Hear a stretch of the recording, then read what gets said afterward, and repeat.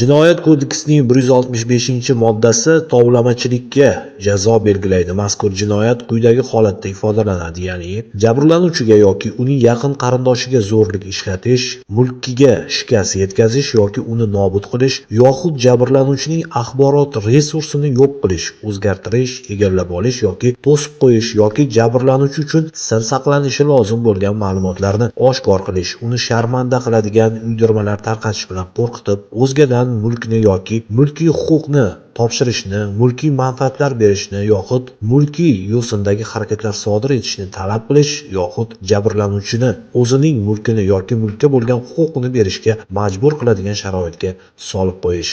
Joriy yilning 13-aprel kuni viloyat ichki ishlar boshqarmasi hamda Davlat xavfsizlik xizmati xodimlari tomonidan o'tkazilgan hamkorlikdagi tadbirda ana shunday jinoyat fosh qilindi. Ma'lum bo'lishicha, 2000-yilda tug'ilgan Qo'qon shahrida yashovchi mana bu shaxs o'z tanishining sir saqlanishi lozim bo'lgan ma'lumotlarni oshkor qilish, uni sharmanda qilish bilan qo'rqitib, undan 10 ming AQSh dollarini talab qilib kelgan. O'tkazilgan tezkor tadbir jarayonida Qo'qon shahar G'oziyog'liq mahallasida gumonlanuvchi talab qilingan 10 ming AQSh dollarini olgan vaqtida qo'lga olindi. Hozirda holat yuzasidan ushbu shaxsga nisbatan Jinoyat kodeksining 165-moddasi bilan jinoyat ishi qo'zg'atildi. Mamlakatimizda qonun ustuvor, jazo muqarrar. Ogoh bo'ling.